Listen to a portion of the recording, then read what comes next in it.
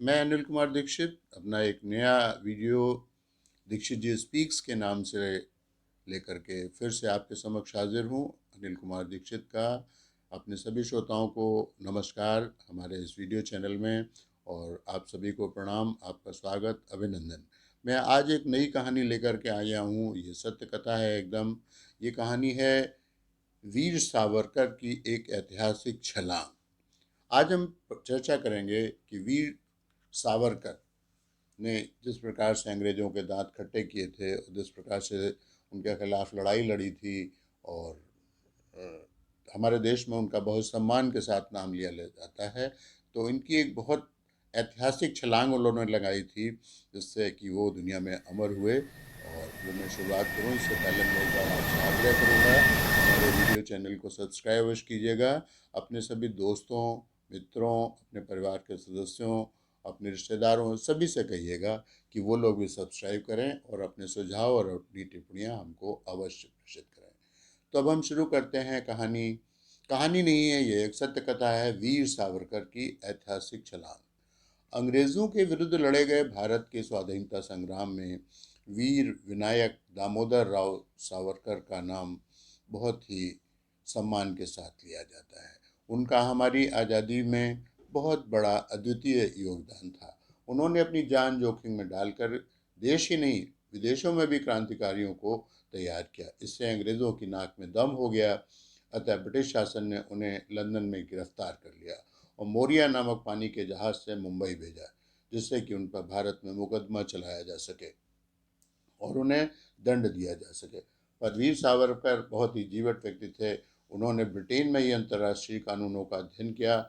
8 जुलाई सन 1910 को जब वो फ्रांस के मोरडोलेस बंदरगाह के पास लंगर डाले हुए खड़ा था, तो उन्होंने एक ऐतिहासिक ऐतिहासिक निर्णय लेकर जहाज के सुरक्षाकर्मी से शौच जाने की, यानी कि टॉयलेट जाने की अनुमति मांगी।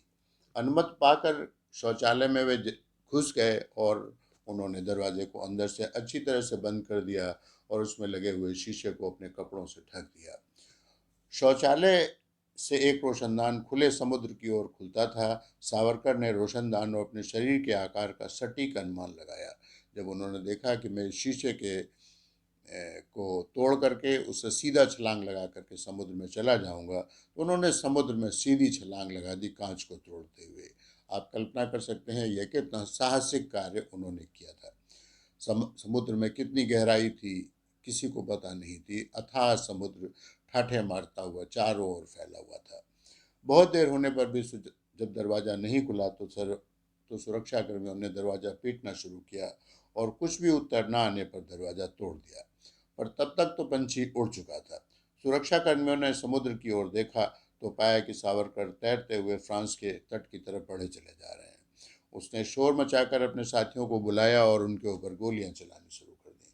कुछ सैनिक एक छोटी सी नौका लेकर उनका पीछा करने लगे, पर सावरकर उनकी चिंता किए बगैर तेजी से तैरते हुए बंदरगाह पर पहुंच गए और उन्होंने स्वयं को फ्रांसीसी पुलिस के हवाले कर वहां राजनीतिक शरण मांगी।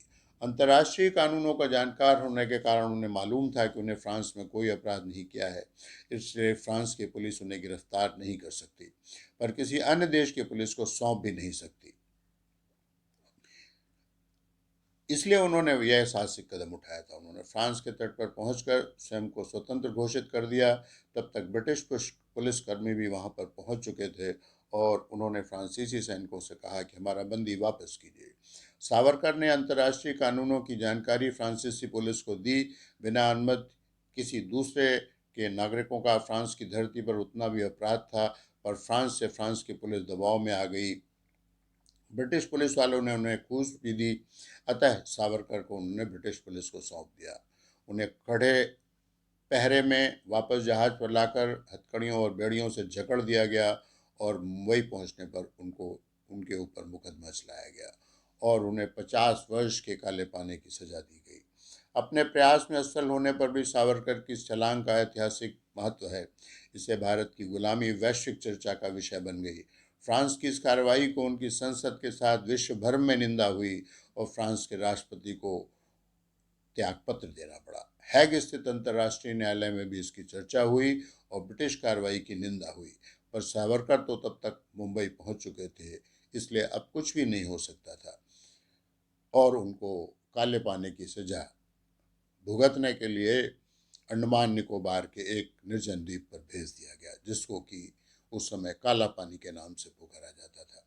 स्वाधीन भारत में सावरकर के प्रेमियों ने फ्रांस शासन से ऐतिहासिक घटना की स्मृति में बंदरगाह के पास एक स्मारक बनाने का आग्रह किया। फ्रांस का शासन तथा मॉर्शलिस के महापौर इसके लिए तैयार भी हो गए, पर उनका कहना था कि इसके लिए प्रस्ताव भारत सरकार की ओर से आना चाहिए। दुर्भाग्य की बात है कि हमारी पीछे आने वाली कितनी भी सरकारों ने इसकी तरफ कोई भी ध्यान नहीं दिया है और आज तक इस तरह का कोई भी रिक्वेस्ट फ्रांस की सरकार की तरफ से नहीं भेजा है।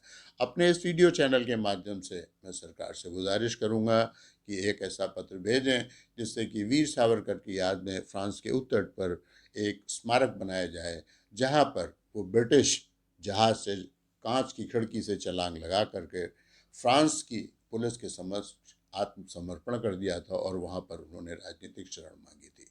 मेरा आप सभी लोगों से अनुरोध है, अगर कहानी पसंद आई हो तो हमें इसके विषय में टिप्पणियाँ और अपने सुझाव लिखिएगा उसकी, और हमारे इस वीडियो चैनल को सब्सक्राइब अवश्य कीजिएगा। और अगर पसंद आए तो अपने मित्रों, रिश्तेदारों और परिवार के सदस्यों के साथ शेयर कीजिएगा, उनसे भी सब्सक्राइब करने के लिए कहिएगा।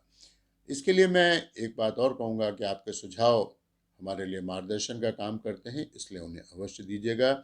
और इसी के साथ कहानी संपूर्ण होती है। हम आपसे विदा लेते हैं। नमस्कार। अगली कहानी लेकर हम शीघ्र हाजिर होंगे। नमस्कार।